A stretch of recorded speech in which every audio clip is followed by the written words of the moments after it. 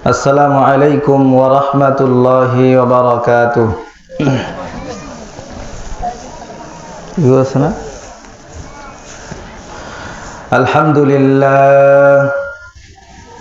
আলহামদুলিল্লাহ নাহমাদুহু ওয়া নাস্তাঈনুহু ওয়া নাস্তাগফিরুহু ওয়া নু'মিনু বিহি ওয়া নাতাওয়াক্কালু আলাইহি wa na'udzu billahi min shururi anfusina wa min sayyiati a'malina.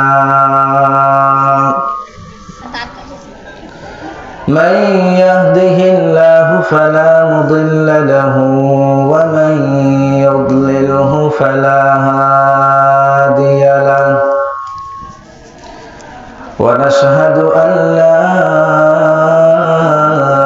إله إلا الله وحده لا شريك له ونشهد أن سيدنا وسندنا وحبيبنا ومولانا محمدا عبده ورسوله. أما بعد فأعوذ بالله من الشيطان الرجيم. بسم الله الرحمن الرحيم. يا أيها الذين آمنوا كتب عليكم الصيام كما كتب على الذين من قبلكم لعلكم تتقون. قال النبي صلى الله عليه وسلم من صام رمضان إيمانا واحتسابا غفر له ما تقدم من ذنبه. صدق الله المولانا العظيم وصدق رسوله النبي الكريم ونحن على ذلك من الشاهدين والشاكرين والحمد لله رب العالمين. الحمد لمن قدر خيرا وخبالا.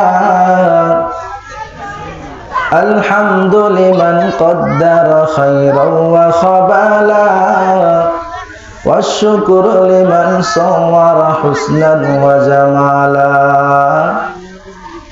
فرد صمد عن صفة الخلق بريء رب أزلي خلق الخلق كمالا. لا إله إلا الله لا إله إلا الله لا إله إلا الله لا إله إلا الله لا إله إلا الله محمد رسول الله. سبحانك لا علم لنا إلا ما علمتنا إنك أنت العليم الحكيم. সবাই দরুদ শরীফ পড়েন। اللهم صل على محمد وعلى آل محمد كما صليت على إبراهيم وعلى آل إبراهيم إنك إنك حميد مجيد اللهم بارك على محمد وعلى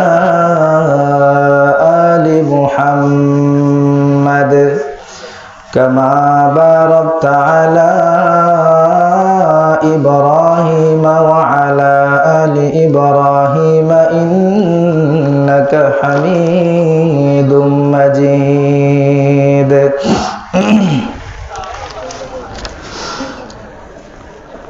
তাজকিয়াতুল আবিদাত মহিলা মাদ্রাসার উদ্যোগে তৃতীয়তম তাফসিরুল কোরআন মাহফিলের সম্মানিত সভাপতি আমাদের আজকে প্রধান মুফাসসির আন্তর্জাতিক খ্যাতিসম্পন্ন মুফাসসির কোরআন মুফতি আব্দুল্লাহ আল হুসাইনি রংপুর। দ্বিতীয় মুফাসসির আছেন হযরত মাওলানা আব্দুল হান্নান নুরিন ইলফাওয়ারি। আমার সামনে বসা ইসলাম প্রিয়, নবী প্রিয়, তাওহীদ জনতা,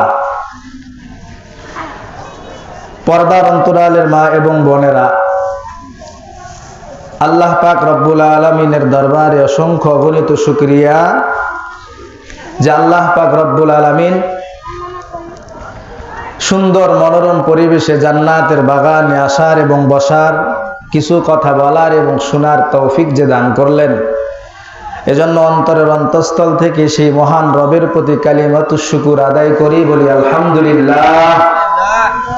আমরা এখানে যারা আছি সবাই একটু জোরে আওয়াজে কথা বলবো ইনশাআল্লাহ, যাতে বাহিরে যারা আছে সবাই যেন প্যান্ডেলের মধ্যে চলে আসে। পারবো তো ইনশাআল্লাহ? আল্লাহ তাআলা যে আমাদেরকে তৌফিক দান করলেন এই জান্নাতের বাগানে বসার, এতে আপনারা খুশি না বেজার? আর একটু জোরে বলেন, খুশি না বেজার? আমরা তো খুশি, বাকি বাহিরে যারা ঘোরাফেরা করছে তারা বেজার না? তো যদি খুশি হইতো তো অবশ্যই প্যান্ডেলের সামনে এসে বসতো, হ্যাঁ ঠিক না? এ ব্যাপারে আপনাদেরকে একটা হাদিস শুনাই। এটা কিতাব আছে, কিতাবের নাম মুসনাদে আহমদ। এই কিতাবের 22,030 নম্বর হাদিসে একটা বর্ণনা আছে হাদিস। এই হাদিসটাকে বলা হয় হাদিসে কুদসি। বাহিরে যারা ঘোরাফেরা করছেন আপনারা সবাই এই হাদিসটা কান খাড়া করে শোনেন। এই জান্নাতের বাগানে যারা আসতে পারে মনে রাখবেন আল্লাহ তাআলা তাদেরকে পছন্দ করেন, ভালোবাসেন। সুবহানাল্লাহ। আরেকটু বলেন সুবহানাল্লাহ। তারা বলেন তো জান্নাতের বাগানে যারা আসেন তাদেরকে ভালোবাসেন কে? আল্লাহ। মুসনাদে আহমদ কিতাব 22,030 নম্বর হাদিসের বর্ণনা। এই হাদিসটাকে বলা হয় হাদিসে কুদসি। এই হাদিসে কুদসির মধ্যে আল্লাহ পাক রব্বুল আলামিন বলেন, ওয়াজাবতু মুহাব্বতি লিল মুতাহাব্বাইনি ফিয়া। আল্লাহ রাব্বুল আলামিন বলেন, আমি আল্লাহ আমার মহব্বত করাকে আমি নিজের উপর আবশ্যক করে নিলাম। লিল মুতাহাব্বাইনি ফিয়া, যারা একে অপরকে ভালোবাসে। ভালো করে কথাগুলো শুনবেন। যে মুমিন একজন আরেকজনকে আল্লাহর জন্য ভালোবাসে, বলেন তো ওই মুমিনকে ভালোবাসেন কে? আল্লাহ। আরেকটু জোরে বলেন কে? আমি মুমিন, আমি মুসলমান, আমার আরেকজন মুসলমান ভাইকে আমি আমার আল্লাহর জন্য ভালোবাসলাম। আল্লাহ বলে, বান্দা তুই আমার মুমিন বান্দাকে ভালোবাসলি, যা যা আমি তোকে ভালোবাসা আমি আল্লাহর জন্য ওয়াজিব করে নিলাম। সুবহানাল্লাহ। কষ্ট লাগতেছে আপনাদের? তাহলে সুবহানাল্লাহ একটু জোরে বলবেন।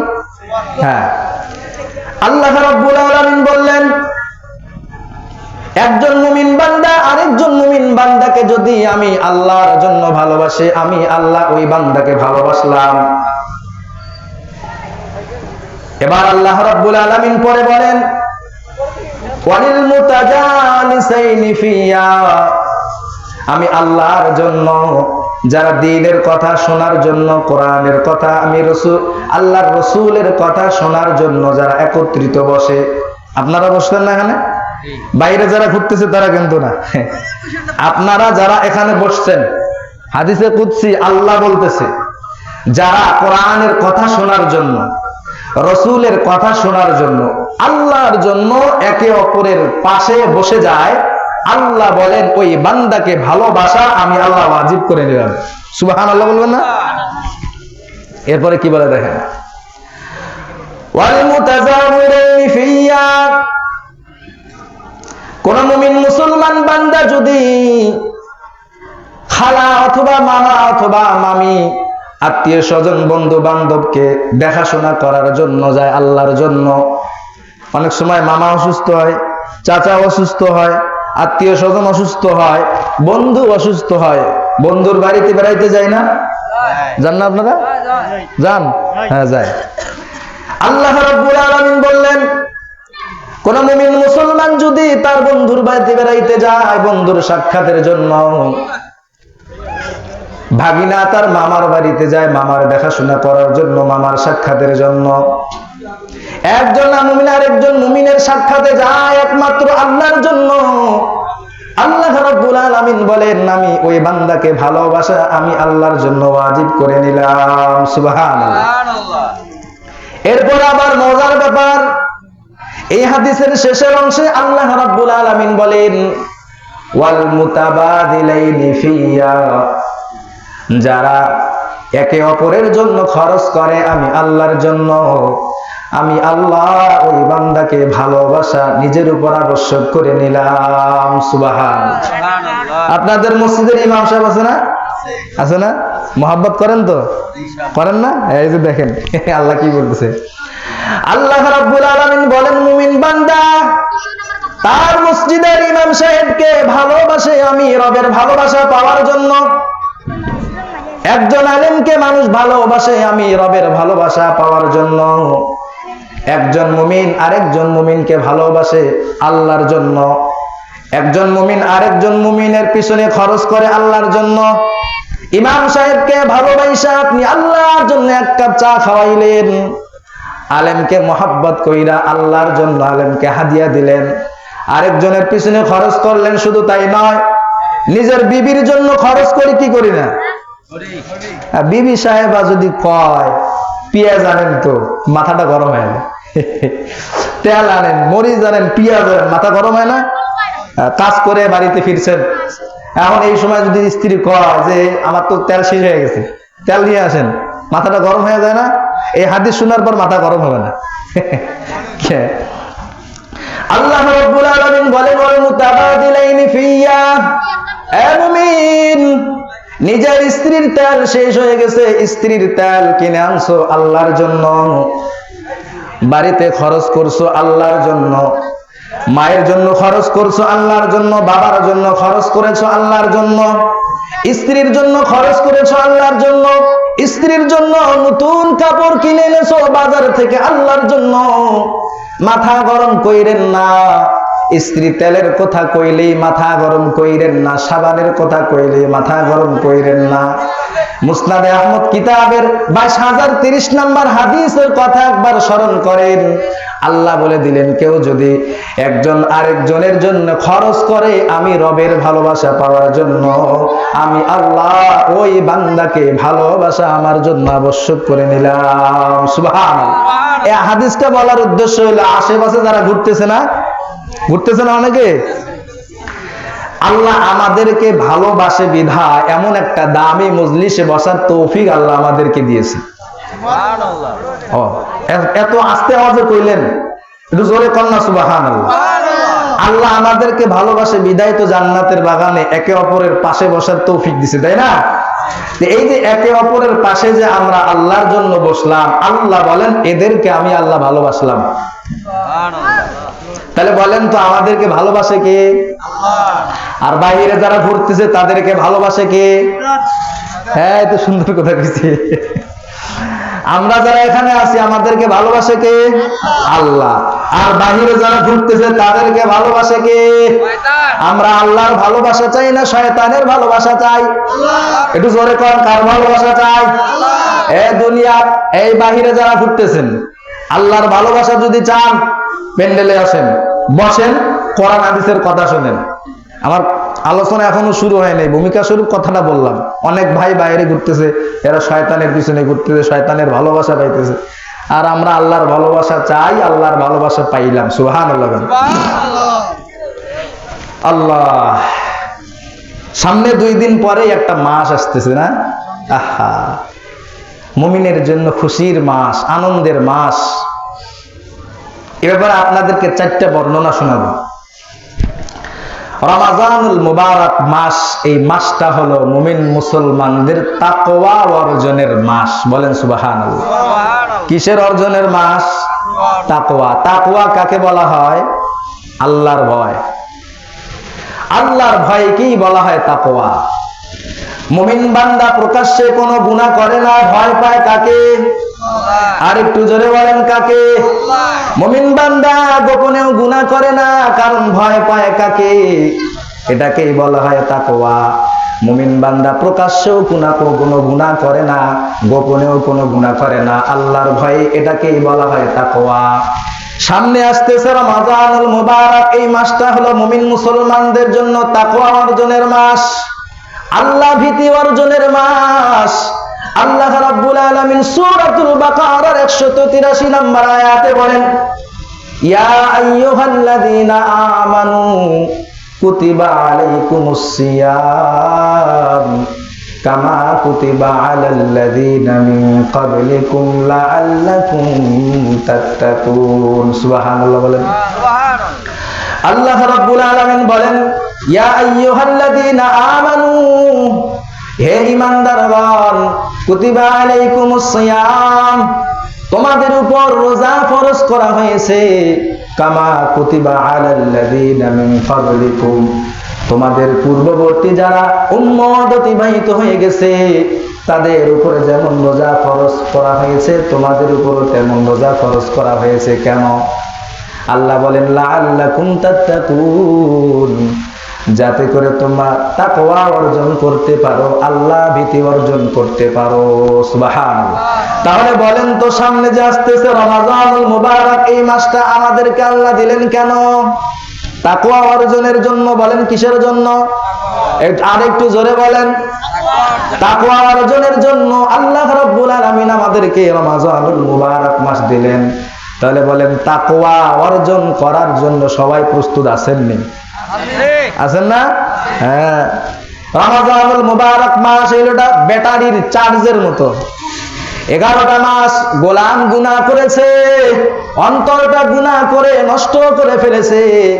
আল্লাহ বলে, মুমিন বান্দা, তোমাদের জন্য 12 মাসের মধ্যে একটা মাস আমি দিলাম, রমাজানুল মুবারক। এই রমাজানুল মুবারক মাসে তাকওয়া অর্জন করো, ব্যাটারিতে চার্জ দাও। এই ব্যাটারিতে চার্জ দিলে 11 মাস চার্জ থাকবে। সুবহানাল্লাহ বলবেন না? হ্যাঁ। এই হলো রমাজানুল মুবারক, হলো তাকওয়া অর্জনের মাস, আল্লাহ ভীতির মাস। কেন?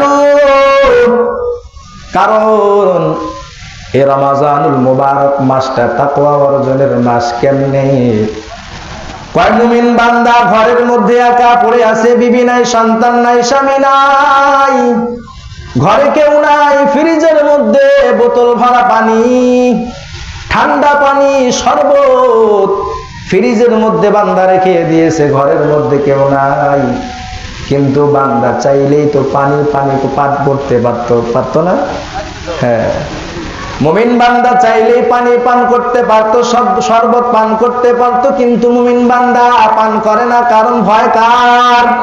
আরেকটু জোরে বলেন, কার? আল্লাহর ভয়। তাকওয়া তার দিলের মধ্যে আছে, আল্লাহর ভয় তার অন্তরে আছে।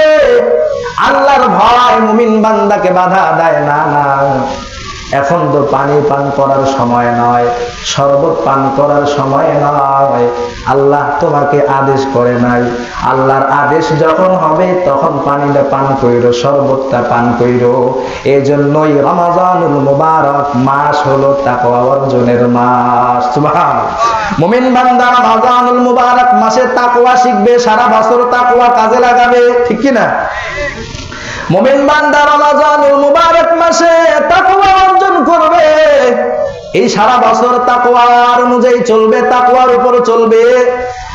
রমাজানুল মুবারক মাসে তাকওয়া অর্জন করবে, রমাজানের বাহিরে পরের মাসে বান্দার অন্তরে ভয় জাগবে, আমি যদি নামাজ না পড়ি আল্লাহ আমাকে আযাব দিবে, ঠিক না? আমি যদি আল্লাহকে ভয় না করি আল্লাহ আমাকে আযাব দিবে।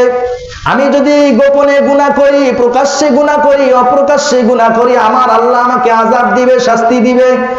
এই ভয়, এই তাকওয়া রমাজানুল মুবারক মাসে মুমিন বান্দা বান্দি অর্জন করে। এজন্যই আল্লাহ তাআলা রমাজানুল মুবারক মাসটা দিলেন তাকওয়ার জন্য, তাকওয়া অর্জনের জন্য। এই রমাজানুল মুবারক মাস হলো মুমিন বান্দা বান্দির জন্য বরকতের মাস। সুবহানাল্লাহ বলেন। এই রমাজানুল মুবারক মাস মুমিন বান্দা বান্দির জন্য বরকতের মাস। নাসাই শরীফের 2616 নম্বর হাদিসের বর্ণনা।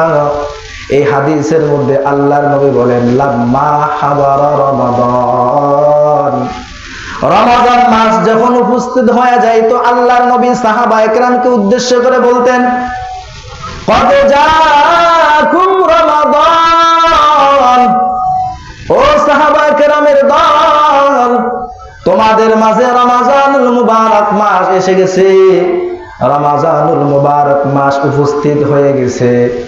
এটা এমন একটা মাস, শাহরুল মুবারক, এটা হলো বরকতময় মাস। যত বরকত আছে আল্লাহ তাআলা এই মাসে বান্দার উপর নাজিল করেন। সুবহানাল্লাহ। ইফতারাদাল্লাহু আলাইকুম সিয়ামা, এই বরকতপূর্ণ মাসে আল্লাহ তাআলা তোমাদের জন্য রোজাকে ফরজ করে দিয়েছেন। সুবহানাল্লাহ। তাহলে বলেন তো, এক নাম্বার রমাজানুল মুবারক মাস হলো তাকওয়া অর্জনের মাস। 2 নাম্বার রমাজানুল মুবারক মাস হলো মুমিন বান্দা বান্দির জন্য বরকতপূর্ণ মাস। 3 নাম্বার 12 মাসের মধ্যে যত মাস আছে, 12 মাসের মধ্যে সবচাইতে দামি মাস, সবচাইতে কল্যাণকর মাসের নাম হলো রমাজানুল মুবারক। সুবহানাল্লাহ। আর একটু জোরে বলুন সুবহানাল্লাহ। বুখারী শরীফের 8368 নম্বর হাদিসের বর্ণনা। এই হাদিসের মধ্যে আসছে, মা আতা আলাল মুসলিমিন খায়রুল লাহুম মিন রমাদান। আল্লাহর নবী বলেন, রমাজানুল মুবারক মাস মুমিন বান্দা বান্দির উপর আসে, এই রমাজানুল মুবারক মাসের চাইতে কল্যাণকর মাস আর মুমিন বান্দা বান্দির উপর আসে না। সুবহানাল্লাহ। রমাজানুল মুবারক মাসের মতো উত্তম মাস, শ্রেষ্ঠ মাস মুমিন বান্দা বান্দির উপর আর কোন মাস নাই। ওয়ালা আতা আলাল মুনাফিকিনা শাররুল লাহুম মিন রমাদান। আল্লাহর নবী বলেন, মুনাফিকদের উপর যে মাস আছে, রমাজানুল মুবারকের মাসের চাইতে ওয়াকল্যাণকর মাস মুনাফিকদের উপর আর একটা মাসও আসে না। সুবহানাল্লাহ। তাহলে রমাজানুল মুবারক মাস হলো মুমিন মুসলমান বান্দা বান্দির জন্য কল্যাণের মাস, আর মুনাফিকদের জন্য রমজানুল মুবারক মাস হলো অকল্যাণের মাস। ঠিক না? মুমিন বান্দা বান্দি রমাজানুল মুবারক মাস আসলে আনন্দিত হয়, খুশি হয়, আর মুনাফিকদের অন্তরে জ্বালা শুরু হয়। বেহায়ার মতো রাস্তাঘাটে বিড়ি সিগারেট টানে, আছে না? রমাজানুল মুবারক মাস আসলে দেখবেন হোটেলগুলোতে লাল ফ্ল্যাগ টানে, জানে না? চোরের মতো ওই হোটেলে ঢুকে, চোরের মতো চুপি সারে হোটেলে ঢুকে নাস্তা খায়, শরম করে না? এ তো শরম নাই। তো শরম যদি থাকতো তো চুপি সারে চোরের মতো ওই হোটেলে ঢুকতো না, রোজা রাখতো। এর মতো কত ছোট ছোট মানুষ রোজা আছে, কিন্তু বেচারা চুল দাড়ি একেবারে সাদা হয়ে গেছে, বেচারা রোজা রাখে না, শরমও লাগে না। এজন্য আমরা রোজা রাখবো তো ইনশাআল্লাহ, সবাই বলে রোজা রাখবো তো ইনশাআল্লাহ, একটা রোজাও যেন আমাদের মিস না হয়। ঠিক আছে ইনশাআল্লাহ? তাহলে বলেন তো, মুমিন মুসলমানদের জন্য রমাজানুল মুবারক মাস কল্যাণের মাস, আর মুনাফিকদের জন্য অকল্যাণের মাস। এবার বলেন, কল্যাণকর মাস পেয়ে আমরা সকলেই খুশি না বেজার? তো যদি খুশি হন, এখনো যারা বাহিরে ঘোরাফেরা করছেন, প্যান্ডেলের সামনে এসে বসেন, এইটাই না আনন্দ মুসলমানের? এই হলো রমাজানুল মুবারক। এই মাসটা মুমিন মুসলমানদের জন্য সবচেয়ে কল্যাণকর মাস। এই রমাজানুল মুবারক মাস হলো কোরআন নাজিলের মাস। সুবহানাল্লাহ বলবেন না? এই রমাজানুল মুবারক মাস দামি হইল কেন? কোরআনের কারণে। কিসের কারণে? কোরআনের কারণে। এই কোরআনের কারণে রমাজানুল মুবারক মাসের এত দাম। আল্লাহ রাব্বুল আলামিন সূরাতুল বাকারার 185 নম্বর আয়াতে বলেন, শাহরু রমাদানাল্লাযী উনজিলা ফীহিল কুরআন হুদাল লিন্নাস। আল্লাহ রাব্বুল আলামিন বলেন, রমাজানুল মুবারক মাস এমন একটা মাস যেই মাসে আমি আল্লাহ কোরআনে কারীম নাজিল করলাম। সুবহানাল্লাহ। কেন নাজিল করলাম? কোরআন হুদাল লিন্নাস, মানুষের হেদায়েতের জন্য, মানুষকে সঠিক পথ প্রদর্শন করার জন্য আমি আল্লাহ মানব জাতির জন্য একটা কোরআন দিলাম। এখন বলেন, এই কোরআন আমরা সকল মুসলমানকে পেয়ে খুশি না বেজার? আওয়াজে দ্বারা বোঝা যায় আমরা সবাই বেজার। কোরআন পেয়ে আমরা সকলেই খুশি না বেজার? এবারে কোরআনের আইন আল্লাহর জমিনে প্রতিষ্ঠা করার জন্য রাজি আছেন তো? কোরআন দিছেন কে? কোরআনের আইন প্রতিষ্ঠা করার কথা বলেছেন কে? এই মুসলমান জাতি ততদিন পর্যন্ত সুখে শান্তিতে বসবাস করতে পারবে না যতদিন পর্যন্ত কোরআনের আইন আল্লাহর জমিনে বাস্তবায়ন না হবে। যতদিন পর্যন্ত কোরআনের আইন আল্লাহর জমিনে বাস্তবায়ন হবে না, কোন মানুষ নিরাপদে বসবাস করতে পারবে না। চুরি বাড়বে, ডাকাতি বাড়বে, ছিনতাইকারী বাড়বে, মুসলমানদের দেশ থেকে টাকা পাচারকারী বাড়বে, বেগম পাড়ায় বাড়ি করা বাড়বে, কমবে না। যখন আল্লাহর কোরআন আল্লাহর জমিনে প্রতিষ্ঠিত হয়ে যাবে, চোরের হাত কাটা হবে। কি কাটা হবে? একজন চোরের যদি জনসমাগমে মানুষের সামনে হাত কাটা হয়, আর অন্যান্য চোর কি চুরি করবে? বলেন না, কেন চুরি করবে? কোন বেবিচার যদি বেবিচার করে, হাজার হাজার লক্ষ লক্ষ জনতার সামনে যদি পাথর নিক্ষেপ করে হত্যা করা হয়, অন্য কোন বেবিচার আর বেবিচার করার সুযোগ পাবে? কোরআনের আইন আল্লাহর জমিনে প্রতিষ্ঠা হবে, মানুষের শান্তির অভাব থাকবে না। এমনকি বিধর্মীরাও শান্তিতে নিরাপদে বসবাস করবে। আর আল্লাহর কোরআনের আইন আল্লাহর জমিনে বাস্তবায়ন হবে না, শান্তির আশা করা যায় না। তাহলে কোরআন নাজিল করলেন কে? কোন মাসে নাজিল করলেন? বলেন কোন মাসে? কেন নাজিল করলেন? মানুষের হেদায়েতের জন্য, মানুষ শান্তিতে বসবাস করবে জন্য, মানুষকে সঠিক পথ প্রদর্শন করার জন্য আমার আল্লাহ মানব জাতিকে একটা কোরআন দান করলেন। এই কোরআনটাও নাজিল করলেন যেই মাস, সেই মাসটার নাম হলো রমাজানুল মুবারক। সুবহানাল্লাহ। তাহলে এই মাস পেয়ে খুশি না বেজার? এই মাসের কয়টা বর্ণনা শুনলাম? 4টা। এই রমাজানুল মুবারক এমন একটা মাস, যেই মাস মুমিন মুসলমানদের জন্য বরকতের মাস, যেই মাস মুমিন মুসলমানের কল্যাণের মাস, যেই মাসে আল্লাহ তাআলা কোরআনে কারীম নাজিল করলেন। তাহলে এই মাস পেয়ে আমরা সকল মুসলমান খুশি থাকবো না বেজার? সকলে বলেন খুশি থাকবো না বেজার? হ্যাঁ, খুশি থাকবো। মুমিন মুসলমান রমাজান মাস পাইলে খুশি হয়, আর মুনাফিকের অন্তরে জ্বালা শুরু হয়ে যায়। আমরা মুনাফিক হব না তো? মুসলমান থাকবো তো? আচ্ছা, এই যে রমাজানুল মুবারক মাস আল্লাহ তাআলা আমাদেরকে দান করলেন রোজা। এই রোজা, এই শব্দটা হলো ফার্সি, আরবি শব্দ হলো সাওম। এই সাওম শব্দের আবিধানিক অর্থ হলো আল ইমসাক, বিরত থাকা। পরিভাষায় সাওম রোজা বলা হয় হুয়াল ইমসাকু আনিল আকলি ওয়াশ শুরবি ওয়াল জিমা মিনাস সুবহি ইলাল মাগরিবি মা'আন নিয়াহ। রোজা সাওম সিয়াম বলা হয় সুবহ সাদেকের পর থেকে নিয়ে মাগরিব পর্যন্ত পানাহার খাওয়া থেকে, পানি পান করা থেকে, স্ত্রী মিলন থেকে বিরত থাকা নিয়তের সাথে, এটাকে বলা হয় রোজা। তাহলে 30 রোজা অথবা 29 রোজা যদি হয়, প্রত্যেকটা রোজার জন্য নিয়ত করা আবশ্যক, ঠিক না? নিয়ত লাগবে। এই হলো রোজা, সাওম। আল্লাহ যে আমাদেরকে সাওম রোজা দান করলেন, একেবারেই আল্লাহ তাআলা 30টা রোজা ফরজ করে দেন নাই, ধাপে ধাপে ধাপে ধাপে আল্লাহ রোজা ফরজ করেছেন। যেমন আল্লাহ তাআলা মদকে একবারেই হারাম করেন নাই, ধাপে ধাপে ধাপে ধাপে আল্লাহ তাআলা মদ হারাম করেছেন। ঠিক তেমনি ভাবে রমাজানের রোজা আল্লাহ তাআলা একেবারে ফরজ করেন নাই, আল্লাহ তাআলা ধাপে ধাপে রমজানের রোজা আমাদের উপর ফরজ করেছেন। কেমনে আল্লাহ তাআলা আমাদের উপর রোজা দিলেন? রোজা কেমনে আসলো? প্রথম নাম্বার ধাপ, আল্লাহ তাআলা আমাদেরকে রোজার প্রশিক্ষণ দিয়েছেন। কি দিয়েছেন?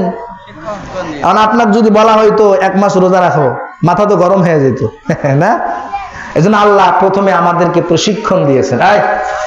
একবারে তো 30টা রোজা রাখতে পারবি না, আগে একটু প্রশিক্ষণ দে, একটা কোর্স কর। প্রশিক্ষণ দেওয়ার পর তারপর তোর 30টা রোজা দিব। প্রথম নাম্বার ধাপ, আল্লাহ তাআলা আমাদেরকে প্রশিক্ষণ দিলেন। কেমন প্রশিক্ষণ?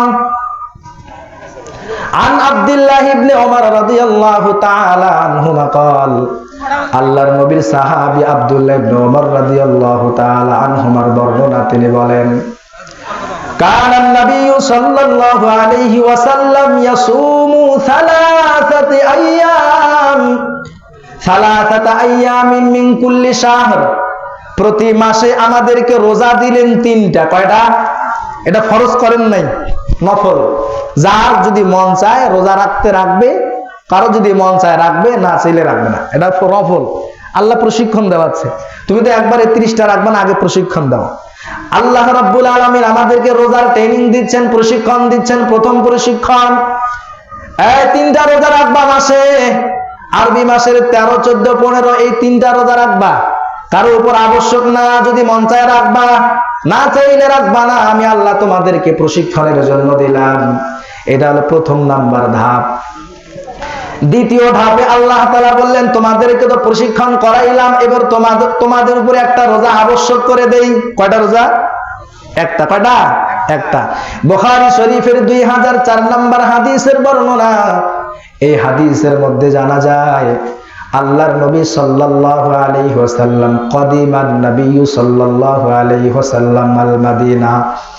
আল্লাহর নবী মদিনায় আগমন করলেন। মদিনায় আগমন করার পর ফারাআল ইয়াহুদ, আল্লাহর নবী ইহুদিদেরকে দেখতে পাইলেন, তাসুমু ইয়াউমা আশুরা। ইহুদিরা আশুরার দিন, মুহররমের 10 তারিখে রোজা রাখে। এই দৃশ্য দেখার পর আল্লাহর নবী ইহুদিদেরকে জিজ্ঞাসা করলেন, ইহুদি, তোমরা যে এই আশুরার 10 তারিখে, মুহররমের 10 তারিখে রোজা রাখতেছো, এই রোজাটা কেন রাখো? মা হাদা, এই মুহররমের 10 তারিখের রোজা তোমরা কেন রাখো? কারণটা কি? ইহুদিরা জবাব দেয়, ক্বালু, ইহুদিরা জবাব দেয়, পয়গম্বর, হাদা ইয়াউমুন সালিহুন, এটা একটা ভালো দিন। কেমন দিন? হাদা ইয়াউমুন নাজ্জাল্লাহু বনি ইসরাঈল মিন আদুইহিম। আল্লাহর নবী বলেন, আমি যখন ইহুদিদেরকে জিজ্ঞাসা করলাম তোমরা এই দিনে রোজা রাখো কেন, তারা উত্তর দেয়, এই দিনে আল্লাহ তাআলা মুসা পয়গম্বরকে, বনি ইসরাঈলকে ফিরাউন নামক শত্রু বাহিনী থেকে আল্লাহ তাআলা বনি ইসরাঈলকে মুক্তি দিয়েছেন, নাজাত দিয়েছেন। এজন্যই আমরা ইহুদিরা রোজা রাখি। ফাসাবাহু মুসা, মুসা পয়গম্বর এই দিনে রোজা রাখতেন, এজন্য আমরাও শুকরিয়াতান রোজা রাখি। আল্লাহর নবী বলেন, ফানা আহাক্কু বিমুসা মিনকুম, এই মুসা আমার ভাই। নবীগণ ভাই না? তিনিও নবী, আমিও নবী। রোজা রাখার ক্ষেত্রে আমি তোমাদের চাইতে বেশি হকদার রাখি। ফাসামাহু ওয়া আমারা বিসিয়ামি, আল্লাহর নবী নিজেও রোজা রাখলেন, সাহাবায়ে কেরামকে রোজা রাখার আদেশ করলেন। এই মুসলমানদেরকে আল্লাহ তাআলা দ্বিতীয় নম্বরে একটা রোজা ফরজ করে দিলেন। এটা হলো 2 নাম্বার ধাপ। প্রথমে আল্লাহ তাআলা 3টা রোজা নফল দিয়ে প্রশিক্ষণ দেওয়াইলেন। দ্বিতীয় নাম্বার ধাপে আল্লাহ তাআলা একটা রোজা আবশ্যক করে দিলেন। কেউ বাঁচতে পারবে না, সবাইকে রোজা রাখতে হবে, একটা রোজা। 3 নাম্বার ধাপ, আল্লাহ তাআলা সূরাতুল বাকারার 184 নাম্বার আয়াতে ধনীদের জন্য শীতলতা করে দিলেন। আল্লাহ রাব্বুল আলামিন বলেন, ফামান কানা মিনকুম মারিদান আও আলা সাফারিন ফাইদ্দাতুম মিন আইয়ামিন উখার ওয়া আলাল্লাযীনা ইউতীকুনাহু ফিদিয়াতুন তাআমু মিসকিন। আল্লাহ তাআলা 3য় নাম্বার ধাপে সকলের উপর রোজা ফরজ করে দিলেন। তবে ধনীদের জন্য আল্লাহ তাআলা একটু শীতলতা করে দিলেন। যাদের টাকা আছে, যাদের সম্পদ আছে, তাদের ব্যাপারে আল্লাহ তাআলা আইন জারি করলেন, এই যাদের টাকা আছে, সম্পদ আছে, তোমরা যদি রোজা রাখতে চাও রোজা রাখতে পারবা, রোজার বিনিময়ে যদি ফিদিয়া দাও তাও চলবে, তোমাদের উপর রোজা আবশ্যক না। তোমরা যদি রোজার বিনিময়ে টাকা দান করো, সাদকা করো, তো তোমাদের রোজা আদায় হয়ে যাবে। তৃতীয় নাম্বার ধাপে আল্লাহ রোজা ফরজ করলেন, তবে ধনীদের ব্যাপারে আল্লাহ শীতলতা করলেন, যে তোমাদের টাকা পয়সা যাদের আছে, রোজা না রাইখা তোমরা দান সাদকা করলে, রোজার বিনিময়ে ফিদিয়া দিলেও তোমাদের রোজা আদায় হয়ে যাবে। চতুর্থ নাম্বার ধাপে আইসা আল্লাহ শুধু ধনী গরিব, গরিব মিসকিন কেউ নেই, সবার উপর রোজা ফরজ করছেন। সুবহানাল্লাহ। আল্লাহ তাআলা সূরাতুল বাকারার 185 নম্বর আয়াতে বলেন, ফামান শাহিদা মিনকুমুশ শাহরা ফালইয়াসুম। আল্লাহ তাআলা বলে দিলেন, এই দুনিয়ার মানুষ, মুমিন মুসলমান, ধনী গরিব মিসকিন কেউ বাদ যাবে না। তুমি মুসলমান, তুমি বালেগ, তুমি সুস্থ, তোমার উপর আমি আল্লাহ রোজা ফরজ করে দিলাম। সুবহানাল্লাহ।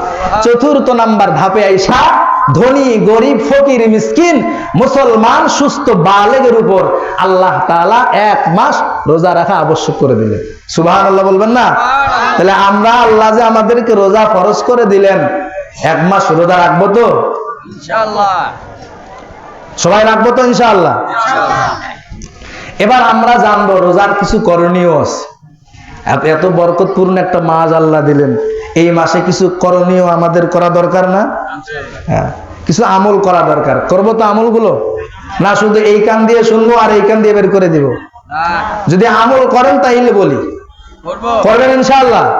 আচ্ছা, 1 নাম্বার আমল, 1 নাম্বার করণীয়, রমাজান যখন শুরু হবে, রমাজান মাসের চাঁদ উঠে না?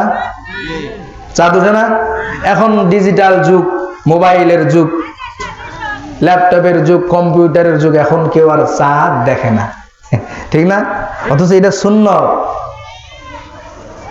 এটা সুন্নত। আল্লাহর নবী বলেন, ক্বালা রাসূলুল্লাহ সাল্লাল্লাহু আলাইহি ওয়াসাল্লাম, রমজান মাসে 1 নাম্বার আমাদের করণীয় হলো, রমজান মাস যখন শুরু হবে আমরা চাঁদ দেখে রমজান শুরু করব ইনশাআল্লাহ। কোন ইনশাআল্লাহ? চাঁদ দেখবো তো ইনশাআল্লাহ। ছোটবেলায় আমরাও তো ছিলাম ছোট, হ্যাঁ, ছোটবেলায় ছোট ছোট বাচ্চারা একত্রিত হইতাম না? আমার বড় ভাই আছে, রমজান মাস শুরু হওয়ার আগে মাগরিবের সময় ছোট ছোট বাচ্চারা দল হয়ে বের হইতাম চাঁদ দেখার জন্য। ঠিক আছে না ভাই? আপনারা দেখছেন? হ্যাঁ, তো মাশাআল্লাহ। চাঁদ দেখার জন্য দলে দলে বের হইতাম। যখন চাঁদ দৃষ্টিগোচর হইতো সবাই লাফালাফি, আনন্দ, চিৎকার, চিল্লামেল্লা শুরু করতাম। ঠিক আছে না? এই সুন্নতটা এখন আর নাই। মোবাইলের যুগ তো, সবাই ফেসবুকে দেখে এই চাঁদ উঠছে কিনা, মোবাইলে দেখে। এই সুন্নতটা এখন নাই। তা আমরা ইনশাআল্লাহ এই সুন্নতের মাধ্যমে রোজা শুরু করব। রাজি আছেন তো ইনশাআল্লাহ? আল্লাহ নবী বলেন, সুমু লিরুয়াতিহি ওয়া আফতিরু লিরুয়াতিহি। হে মুমিন মুসলমান, চাঁদ দেখে রোজা রাখো, চাঁদ দেখে রোজা ভাঙো। তাহলে আমরা সকলেই প্রথম 1 নাম্বার করণীয়, চাঁদ দেখে রোজা রাখবো ইনশাআল্লাহ। ইনশাআল্লাহ সবাই চাঁদ দেখবো। চাঁদ দেখার সময় একটা করণীয় দোয়া পড়া। কি দোয়া? আল্লাহর নবী আমাদেরকে শিক্ষা দিয়েছেন, আল্লাহুম্মা আহিল্লাহু আলাইনা বিল ইউমনি ওয়াল ঈমানি ওয়াস সালামাতি ওয়াল ইসলাম রাব্বি ওয়া রাব্বুকাল্লাহ। চাঁদ দেখার সময় এই দোয়াটা পড়বো, হে আল্লাহ, আহিল্লাহু আলাইনা, আল্লাহ আপনি চাঁদ উদয় করে দিলেন, এই চাঁদ আমাদের জন্য, আমাদের উপর উদয় করেন বরকতের কারণ হিসাবে। সুবহানাল্লাহ। ওয়াল ঈমান, ঈমানের কারণ হিসাবে। ওয়াস সালামা, শান্তি। ওয়াল ইসলাম, নিরাপত্তার কারণ হিসাবে আপনি আমাদের উপর চাঁদ উদয় করেন। সুবহানাল্লাহ। এই দোয়া পড়ে আমরা চাঁদ দেখব। চাঁদ দেখার মাধ্যমে আমরা রোজা শুরু করব ইনশাআল্লাহ। পারবো তো ইনশাআল্লাহ? হ্যাঁ, প্রথমে রোজা যদি আমরা চাঁদ দেখার মাধ্যমে, একটা সুন্নতের মাধ্যমে শুরু করি, আশা করা যায় আমাদের রমজানুল মুবারক মাসটা বরকতপূর্ণ হবে, কল্যাণকর হবে। পারবো তো ইনশাআল্লাহ? এটা 1 নাম্বার করণীয়। 2 নাম্বার করণীয়, রমজানুল মুবারক মাসে রোজা রাখা। আমরা এখানে যারা আছি সকলে রোজা রাখি তো? রাখি না? হ্যাঁ, সবাই ইনশাআল্লাহ রোজা রাখি। দেখেন রোজার ফজিলত কি, আশ্চর্যকর ফজিলত রোজার। বুখারী শরীফের 38 নম্বর হাদিসের বর্ণনা। এই হাদিসে আল্লাহর রাসূল সাল্লাল্লাহু আলাইহি ওয়াসাল্লাম বলেন, মান সামা রমাদান ঈমানাও ওয়া ইহতিসাবা। আপনারা কি আমার কথা বুঝতেছেন? আমার কথা কিন্তু এরকমই, আমি কোরআন হাদিসের বাইরে কোনো কথা কই না। যেখানে যাই ওই কোরআন হাদিসের কথা ইনশাআল্লাহ আল্লাহ মুখ দিয়ে বের করায়। আর গল্প কাহিনী আমার কাছে ব্যক্তিগতভাবে ভালোও লাগে না, কারণ আপনাদেরকে 5-10 মিনিট একটা গল্প কাহিনী কয়ে কান্দাইলাম, কি শিখলেন? শিখার কিছু আছে? মাহফিল আসবেন কিছু শিখার জন্য আসবেন, ওই গল্প কাহিনী শোনার জন্য আসিয়েন না। গল্প কাহিনী আপনারা অনেক শুনছেন, মাহফিল গুলোতে আসবেন কোরআন এবং সুন্নাহর কথা শোনার জন্য। ওই ভাউতাবাজি বক্তাকে দাওয়াত দিয়েন না। ওই 2 ঘন্টা 1 ঘন্টা 1.5 ঘন্টা আপনাদেরকে ভাউতাবাজি কইরা ওই নাচানাচি কইরা একটা ঘটনা শুই না আপনাদেরকে কান্দায় একেবারে ফালাই দিছে। কি হইল লাভ? লাভ কোন হইল? ঘটনা তো সবাই পারে, আপনিও তো পারেন ঘটনা। তো ঘটনা শোনার জন্য এত টাকা দিয়ে কেন দাওয়াত দিলেন? এমন একজনকে দাওয়াত দেন যার জবান থেকে কোরআন এবং হাদিস বের হয়। আল্লাহ আমাদের সকলকে বুঝার আমল করার তৌফিক দান করেন। আর আমাদের মাহফিল কমিটি কিরকম? বাংলাদেশ তো ভাইরালের বাংলাদেশ, এখন যোগ্যতা হইল ভাইরাল, ভিতরে এলেম কালাম নাই, সারা বাংলাদেশে ভাইরাল। হে প্রধান বক্তা, শাইখুল হাদিসের নাম নিচে আর ভাইরাল বক্তার নাম উপরে। এজন্য তো আমাদের ঈমান আর আমলের দুরবস্থা। কোরআন হাদিস শুনবেন তো ইনশাআল্লাহ? হ্যাঁ, আগামী থেকে যারা মাহফিল কমিটি থাকবেন দয়া করে ভাউতাবাজি কইরেন না। গান বাজনা এখানে এসে গান গাইবে, এটা কৌতুক কাহিনী করবে, শেষ মাহফিল। কি হইল লাভ আপনাদের? এত টাকা পয়সা খরচ কইরা কি করলেন মাহফিল কইরা? বুখারী শরীফের 38 নম্বর হাদিসের বর্ণনা। আল্লাহর নবী বলেন, মান সামা রমাদান ঈমানাও ওয়া ইহতিসাবা। আল্লাহর নবী বলেন, রমজানুল মুবারক মাস কোন বান্দা বান্দে পাওয়ার পর ঈমান এবং সওয়াবের আশায় যদি পুরা রমজান মাসে রোজা রাখে, গুফিরা লাহু মা তাকদ্দামা মিন যামবিহি। আল্লাহর নবী বলেন, তার অতীত জীবনের সব গুনাহ আমার আল্লাহ পরিষ্কার করে দেন। সুবহানাল্লাহ, আরো জোরে বলেন সুবহানাল্লাহ। এই সুবহানাল্লাহর ওয়াজই তো এটা। আপনার আমার জিন্দেগির যদি সব গুনাহ মাফ হয়, এর চাইতে বড় চাওয়া আর কি আছে? 1 মাস রোজা রাখা যদি আমার জীবনের গুনাহগুলো পরিষ্কার করে নিতে পারি, আমার জীবনের সব গুনাহগুলি আল্লাহর কাছে যদি অল ডিলিট করে নিতে পারি, এর চাইতে বড় সৌভাগ্যবান আর কেউ হতে পারে না। ঠিক না? এজন্য আল্লাহর নবী বলে, রমজান মাস পাওয়ার পর যারা 30টা 1 মাস রোজা রাখে ঈমান এবং সওয়াবের আশায়, আল্লাহর নবী বলেন তার অতীত জীবনের সব গুনাহগুলো আল্লাহ তাআলা ধুয়ে মুছে পরিষ্কার করে দেন। শুধু এতটুকুই নয়, আল্লাহর নবী বলেন, কুল্লু আমালি বিনি আদম, বনি আদমের প্রত্যেকটা আমল ইউদাফুল হাসানাতু আশরি আমসালিহা ইলা 700 দিফিন। বনি আদমের প্রত্যেকটা আমলের সওয়াব নেকি 10 গুণ থেকে 70 গুণ পর্যন্ত বৃদ্ধি করা হয়। সুবহানাল্লাহ। দেখেন পরে হাদিসের শেষ অংশে আল্লাহ রাসূল কি বলেন, মজার সংবাদ দিবেন আল্লাহ রাসূল। বনি আদমের প্রত্যেকটা আমলের সওয়াব 10 গুণ থেকে 70 গুণ পর্যন্ত বৃদ্ধি করা হয়। আল্লাহ তাআলা হাদিসে কুদসিতে বলেন, ক্বাল আল্লাহু আযজা ওয়া জাল, আল্লাহ তাআলা বলেন, ইল্লা সাওম, তবে রোজাটা এমন একটা বিপরীত আমল, সব আমলের ব্যাপারে আল্লাহ তাআলা ডাইরেক্ট বলে নাই এই ইবাদতের প্রতিদান আমি আল্লাহ নিজেই দিব। কোন আমলের ব্যাপারে আল্লাহ বলে নাই। আল্লাহ বলেন ইল্লা সাওম, রোজা এমন একটা ইবাদত, এটা ব্যতিক্রম একটা ইবাদত। ফাইন্নাহু লি ওয়া আনা আজজি বি, রমজান রোজা এমন একটা ইবাদত, বান্দা রোজা রাখে আমার জন্য, আমি আল্লাহ এর বিনিময়ে প্রতিদান নিজে দিয়ে দিব। সুবহানাল্লাহ। কোন আমলের ব্যাপারে, নামাজের ব্যাপারে, অন্যান্য আমলের ব্যাপারে আল্লাহ তাআলা এমন কথা বলেন নাই যে কথাটা বলছেন রোজার ব্যাপারে। বান্দা রোজা রাখবা আমার জন্য, রোজার প্রতিদান আমি আল্লাহ তোমাকে নিজেই দিব। এবার চিন্তা করেন, আল্লাহ যত মহান তার দান হবে তত মহান। এখানে যদি প্রধানমন্ত্রী আসে আর প্রধানমন্ত্রী আইসা যদি কয় আমি 1000 টাকা দান করলাম, মান সম্মান থাকবে? এই প্রধানমন্ত্রীর মান সম্মান থাকবে? আপনার এলাকার চেয়ারম্যান যদি আইসা কয় আমি 1000 টাকা দিব, ওই চেয়ারম্যানের মান সম্মান থাকবে?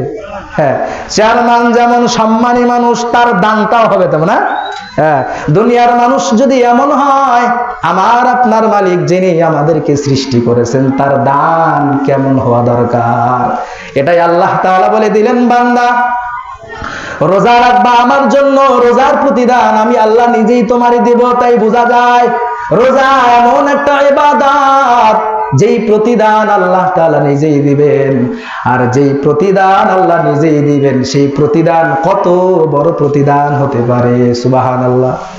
তাহলে সবাই রোজা রাখবো তো ইনশাআল্লাহ। আমরা অতীত জীবনে যত ভুল করেছি, অতীত জীবনে যত রোজা কাজা করেছি, আর রোজা কাজা করব না ইনশাআল্লাহ। রাজি আছেন তো ইনশাআল্লাহ? অতীত জীবনে ভুলে শয়তানের ধোকায় পইরা যত রোজা কাজা করেছি, আজকে এখান থেকে তওবা করে যাবেন। আল্লাহ অতীত জীবনে যত রোজা কাজা করেছি, আল্লাহ শয়তানের ধোকায় পইরা, নফসের তাড়নায় পইরা জীবনে অনেক রোজা কাজা করেছি, আল্লাহ আর যতদিন দুনিয়াতে বেঁচে থাকবো আর কোনোদিন রোজা ছাড়বো না ইনশাআল্লাহ। এখানে যে কয়েকজন মানুষই আছেন, আপনারা একটু দয়া করে হাত তুলে আল্লাহকে সাক্ষী রাখেন, ইনশাআল্লাহ আমরা আর রোজা ছাড়বো না ইনশাআল্লাহ। রাজি আছেন তো ইনশাআল্লাহ? আল্লাহ তাআলা সকলকে কবুল করুন, সকলে বলেন আমিন। এই 2 নাম্বার প্রতিদান। হ্যাঁ মাশাআল্লাহ, মাশাআল্লাহ, এই তো এগুলোই তো দরকার। তাহলে 2 নাম্বার রোজার ফলাফল, প্রত্যেকটা আমলের বিনিময় 10 গুণ থেকে 70 গুণ বৃদ্ধি করা হয়। আল্লাহ তাআলা বলেন, তবে রোজার আমল এটা বিপরীত। রোজা বান্দা আমার জন্য রাখে, এর প্রতিদান আমি আল্লাহ নিজেই দিয়ে দিব। সুবহানাল্লাহ। 3 নাম্বার প্রতিদান, এই ভালো করে শুনেন, স্পেশাল সওয়াব, স্পেশাল প্রতিদান আল্লাহ আমাদেরকে, যারা রোজাদার তাদেরকে আল্লাহ দিবেন। قال رسول الله صلى الله عليه وسلم إن في الجنة بابا, আল্লাহর নবী বলেন জান্নাতের মধ্যে একটা দরওয়াজা থাকবে, স্পেশাল দরওয়াজা। সুবহানাল্লাহ। আসতেছে রোজাদারের জন্য। আল্লাহর নবী বলেন ইন্না ফিল জান্নাতি বাবা, জান্নাতের মধ্যে একটা দরওয়াজা থাকবে, স্পেশাল দরওয়াজা। ইয়কালু লাহু আর-রায়্যান, যেই দরওয়াজাটাকে বলা হয় রায়্যান। আল্লাহর নবী বলেন ইয়াদখুলু মিনহা সাইমুন, যেই দরওয়াজা দিয়ে রোজাদার ছাড়া আর কেউ ঢুকতে পারবে না। সুবহানাল্লাহ। আর একটু জোরে কর না সুবহানাল্লাহ। এই এত বড় স্পেশাল অফার পাওয়ার পরে সুবহানাল্লাহ যদি বের না হয়, কোথা থেকে সুবহানাল্লাহ বের হবে? হ্যাঁ, স্পেশাল আল্লাহ তাআলা জান্নাতের মধ্যে একটা গেট রাখবে না, এই গেটটা এই যারা রোজা রাখবে এদের জন্য এই গেটটা, এই গেট দিয়ে রোজাদাররা প্রবেশ করবে, আর কেউ ঢুকতে পারবে না।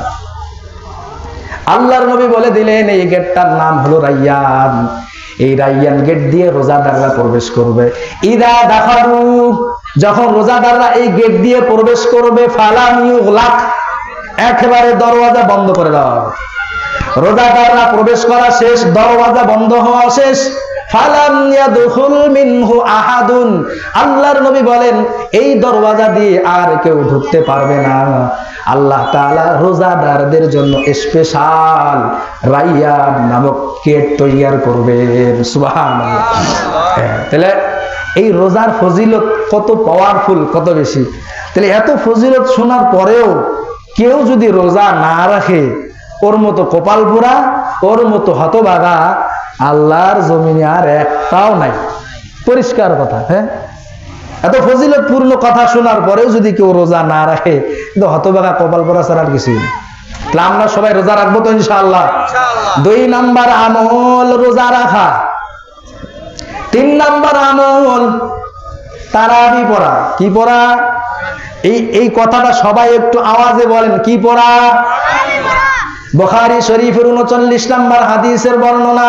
ক্বালা রাসূলুল্লাহ সাল্লাল্লাহু আলাইহি ওয়াসাল্লাম, আল্লাহর নবী বলেন, মান কামা রমাদানা ঈমানাও ওয়া ইহতিসাবা গুফিরা লাহু মা তাকদ্দামা মিন যামবি।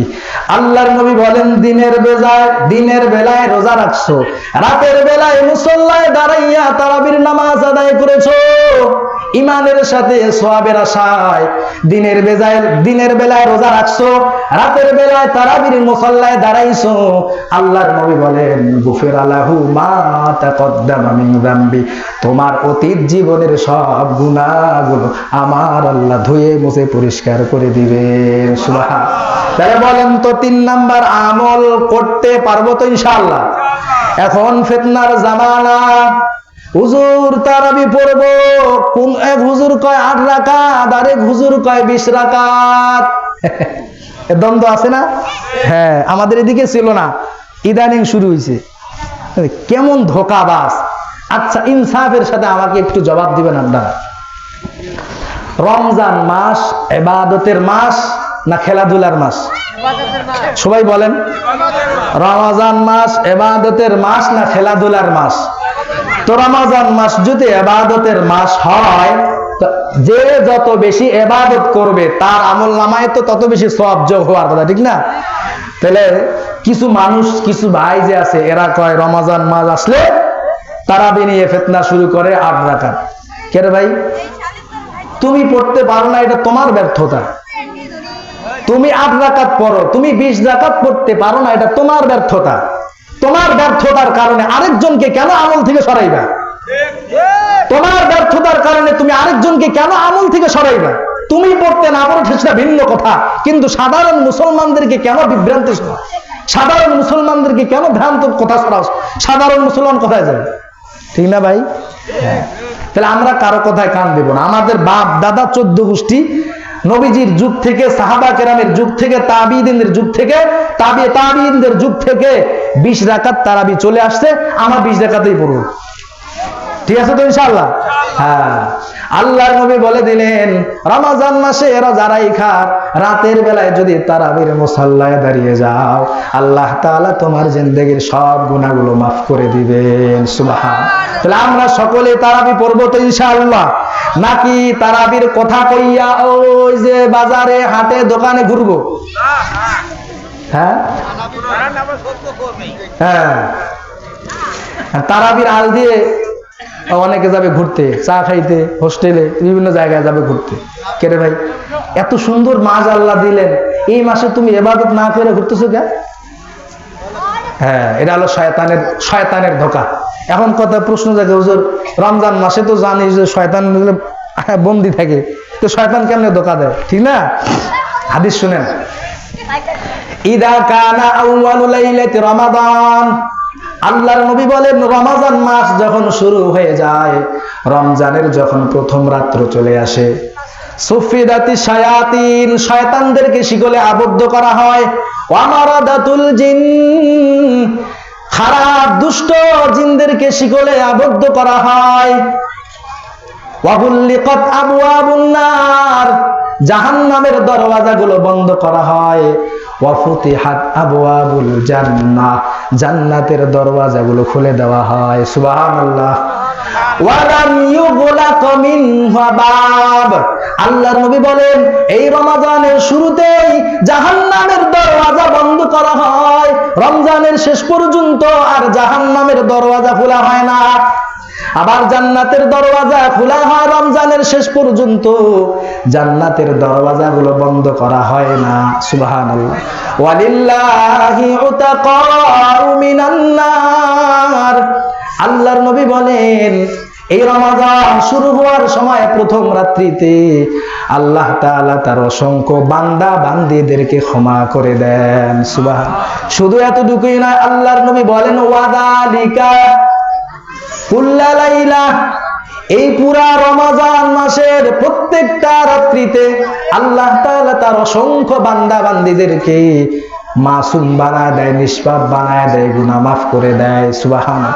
এবার প্রশ্ন জাগতে পারে, হুজুর রমাজান মাস আসলে শয়তানকে শিকলে আবদ্ধ করা হয়, জিনকেও আবদ্ধ করা হয়, তবুও মানুষ কেন সিগারেট টানে, তবুও কেন মানুষ সুদ খায়, তবুও কেন মানুষ ঘুষ খায়, তবুও কেন মিথ্যা কথা বলে, তবুও কেন গীবত করে? কয় এটা সারা বছরের ফল। কিসের ফল? ওই সারা বছর মিথ্যা কথা বলছে। এই যে ফ্যান যদি থাকে বাসায়, ফ্যান বন্ধ করার সাথে সাথে ফ্যান পাখা বন্ধ হয়ে যায় নাকি ঘুরতেই থাকে?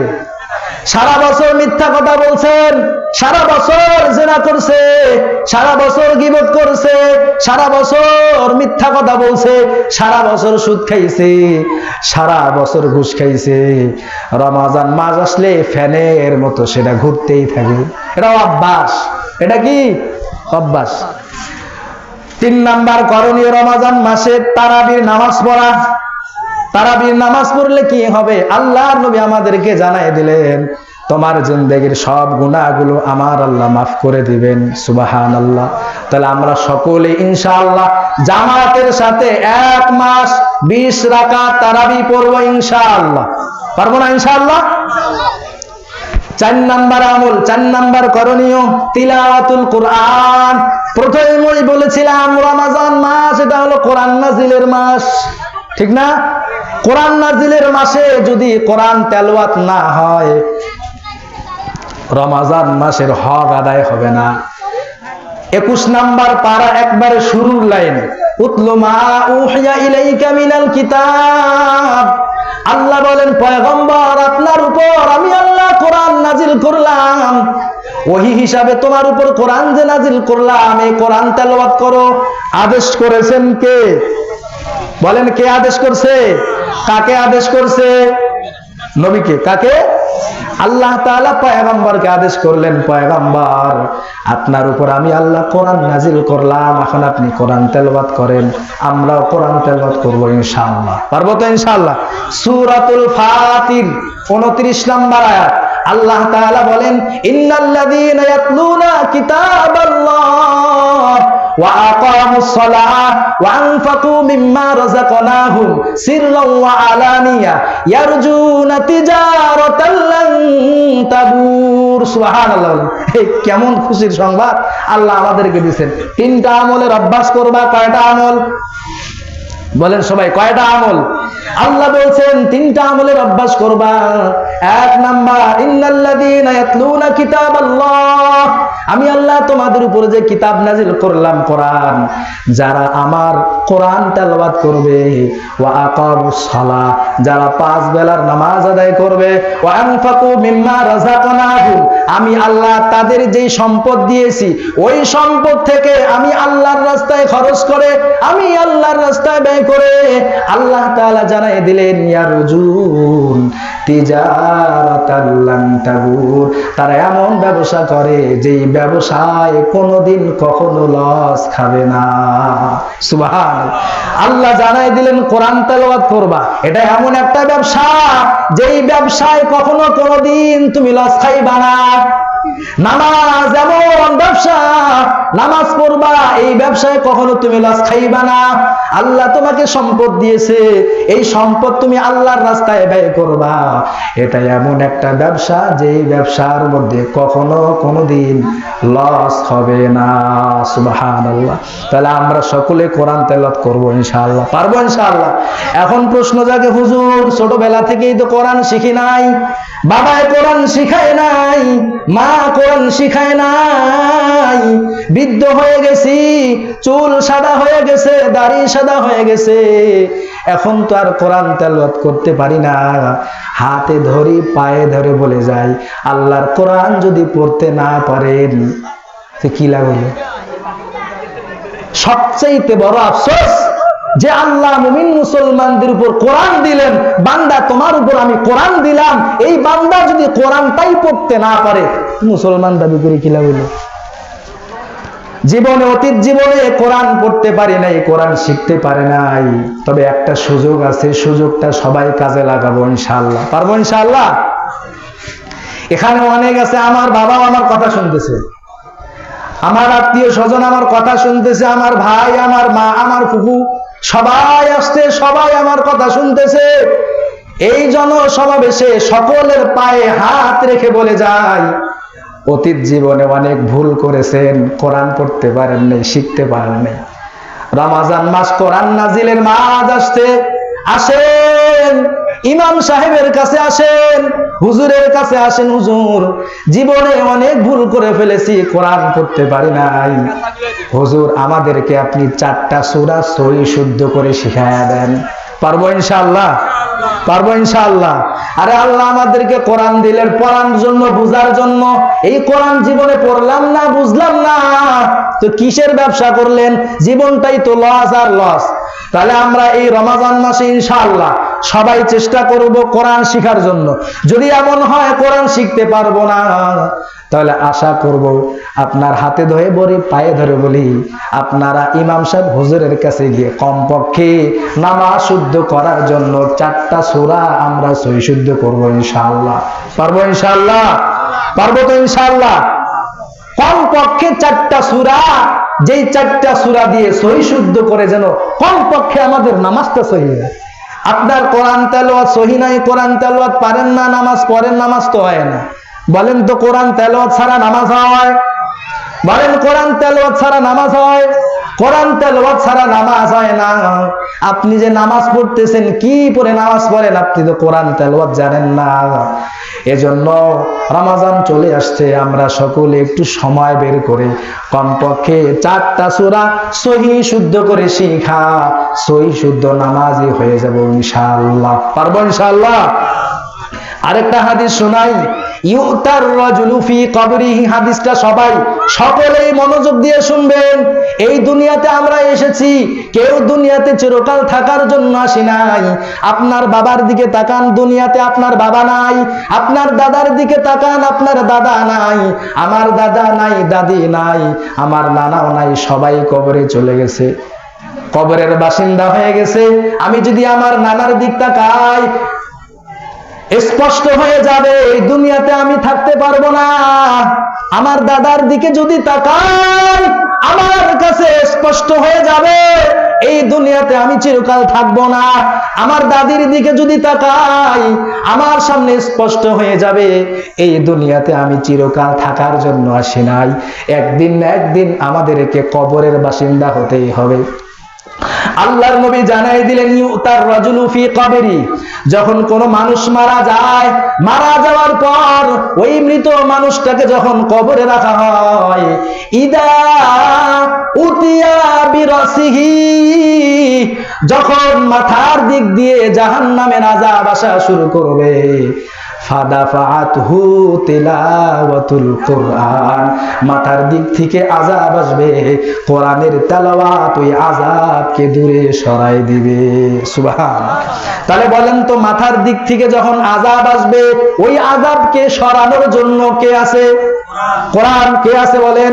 তাহলে মাথার দিক দিয়ে যদি আযাব আসে, আর যদি কোরআন আমরা পড়তে না জানি, তাহলে বলেন তো মাথার দিক দিয়ে যে আযাব আসবে, আযাবটা সরাবে কে? কে সরাবে? সরানোর মতো আছে কেউ? মাথার দিক থেকে আযাব আসবে, সরাবে কোরআনের তেলাওয়াত। আল্লাহর নবী বলেন, ওয়াইদা উতিয়া বিয়াদাই, হাতের দিক দিয়ে যখন জাহান্নামের আযাব আসা শুরু হয়ে যাবে, আল্লাহর নবী বলেন, ফাদাফাআতহু সাদাকা, হাতের দিক দিয়ে যখন আযাব চলে আসবে, এই হাত দিয়ে আল্লাহর রাস্তায় দান সদকা করেছেন, ওই কবরে যখন আপনাকে শোয়ানো হবে, আপনার কাছে যখন হাতের দিক দিয়ে আযাব আসবে, আপনার দান, আপনার সাদাকা, মসজিদে দান করেছেন, মাদ্রাসায় দান করেছেন, এই মহিলা মাদ্রাসায় দান করেছেন, ওই কবরে যখন হাতের দিক দিয়ে আযাব আসা শুরু হয়ে যাবে, আল্লাহর নবী বলেন, ওই তুমি যে দুনিয়াতে দান করছিলা, ওই দান আজকে কবরে তোমাকে ওই হাতের দিক থেকে আযাব আসাকে প্রতিহত করে দিবে। সুবহানাল্লাহ। তাহলে বলেন তো, হাতের দিক দিয়ে যখন আযাব আসবে, সরাবে কে? দান। হাতের দিক দিয়ে যখন আযাব আসবে, সরাবে কে? দান, সাদাকা। আল্লাহর নবী বলেন 3 নাম্বার, ওয়াইদা উতিয়া বিরিজিলাই, আল্লাহর নবী বলেন, বান্দা মৃত্যু কবরে রাখার পর তোমার পায়ের দিক দিয়ে যখন আযাব চলে আসবে, তোমার পায়ের দিক থেকে আসা আযাব কে সরাবে? আল্লাহর নবী বলেন, ফাদাফাহু মাসিহু ইলাস সালাহ। আল্লাহর নবী বলে, বান্দা ও উম্মত, ঝড় দেখো নাই, বৃষ্টি দেখো নাই, আজান দিয়েছে মসজিদে, মুয়াজ্জিন আজান দিয়েছে, তো তুমি মসজিদে চলে গেছো। মুয়াজ্জিন আল্লাহু আকবার বলেছে, মুমিন বান্দা তুমি ঘরে বসে থাকো নাই। ফজরে এত শীত, কোন মানুষ ল্যাপের তল থেকে উঠতে চায় না। বান্দা তুমি ল্যাপ সরাইয়া ঠান্ডা পানিতে উযু কইরা আমার ডাকে সাড়া দিয়া ফজরের নামাজে মসজিদে আইসা জামাতে নামাজ আদায় করেছো। আল্লাহর নবী বলেন, কবরের মধ্যে যখন পায়ের দিক থেকে আযাব আসা শুরু হয়ে যাবে, আল্লাহর নবী বলেন, ফাদাফাহু মাসিহু ইলা সালাহ।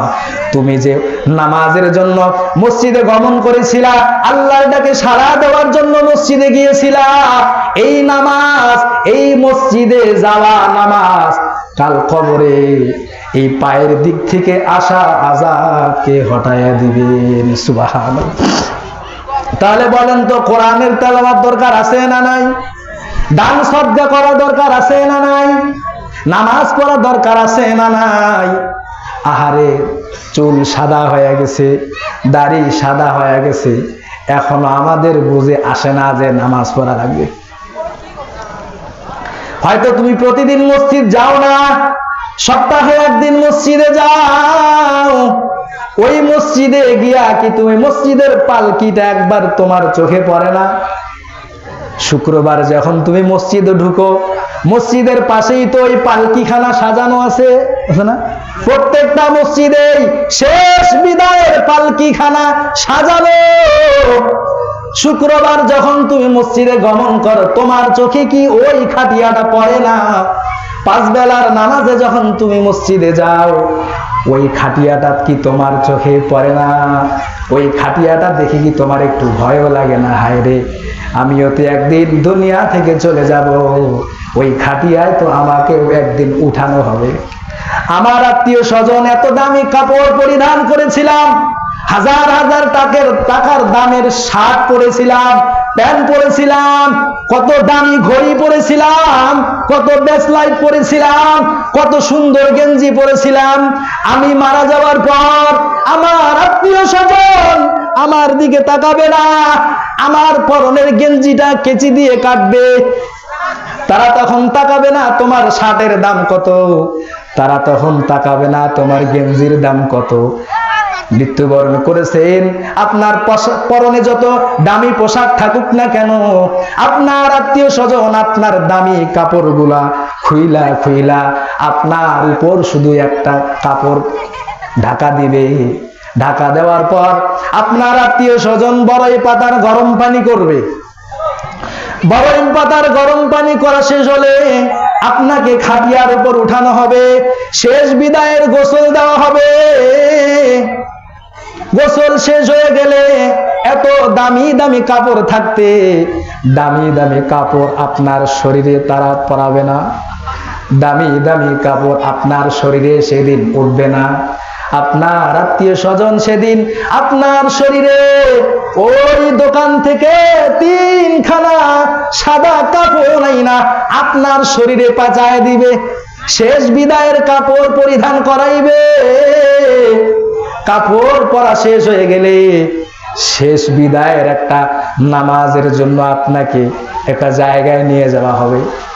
শেষ বিদায়ের নামাজ যখন শেষ হয়ে যাবে, এবার 4জন পালকি কাঁধে নিয়া আপনার শেষ জায়গা 3.5 হাত মাটির নিচের কবর, ওই ঘরের দিকে আপনাকে রওনা করানো হবে। 4জন মানুষ কাঁধে নিয়ে আপনাকে কবরে চলে যাবে, কবরে নিয়ে যাবে। ওই কবরে নিয়ে যাওয়ার পর কবরে নামবে 2জন, শেষ বিদায়ে আপনাকে 2জন কোলে নিয়ে আপনাকে 3.5 হাত মাটির নিচে রেখে চলে আসবে। মা কাঁদবে, বাবা কাঁদবে, সন্তান কাঁদবে, কোনো লাভ হবে না। চিৎকার করে কান্না করবেন। বাবা কোনোদিন সাড়া দিবে না, মা কোনোদিন সাড়া দিবে না। বাবা মারা যাবে, বাবা বলে চিৎকার করবেন, বাবা আর কোনোদিন সাড়া দিবে না। মা মারা গেছে, মা মা বলে চিৎকার করবেন, মা আর কোনোদিন সাড়া দিবে না। দুইজন মানুষ আপনাকে নিয়ে কবরে নামাবে। কবরে নামানোর পর আপনার আদরের সন্তান মাটি নিয়ে আপনার কবরে চাপা দিবে। এটা বাস্তবতা না? বাস্তবতা এটা না? এত টাকা পয়সা খরচ কইরা, মাথার ঘাম পায়ে ফেলা, ঘাম ঝরা উপার্জন সন্তানের জন্য করেছেন। আজকে সেই আদরের সন্তান আপনার উপর দয়া থাকবে না, আপনার উপর মাটি চাপা দিয়ে সন্তান চিরবিদায় দিয়ে চলে আসবে, ফিরেও কোনোদিন তাকাবে না।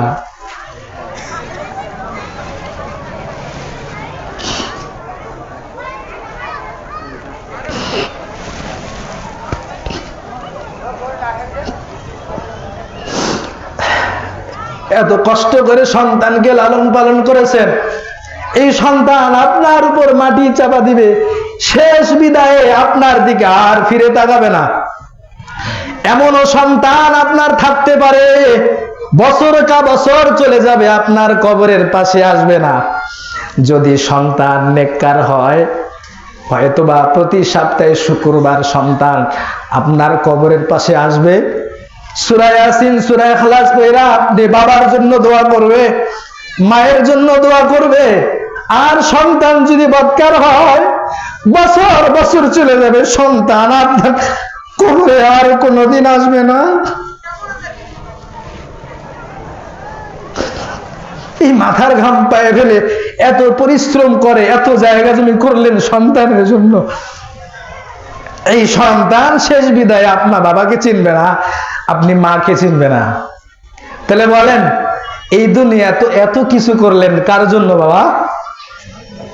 কার জন্য করলেন? এই জন্য আখেরাতমুখী হওয়া দরকার। আমরা সকলে আখেরাতমুখী হব তো ইনশাআল্লাহ? বলেন সবাই ইনশাআল্লাহ হব তো? বলছিলাম 4 নাম্বার আমল, রমজান মাসের 4 নাম্বার করণীয় তিলাওয়াতুল কোরআন। বেশি বেশি কোরআনের তেলাওয়াত। কোরআন তেলাওয়াত করতে পারি না, 4টা সূরা সহি শুদ্ধ করে ইমাম সাহেবের কাছে শিখেন নামাজটা সহি শুদ্ধ করার জন্য।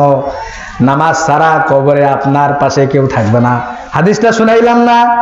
আপনি মারা যাওয়ার পর আপনার পাশে আসবে তিলাওয়াতুল কোরআন, কোরআনের তেলাওয়াত আপনার পাশে আসবে।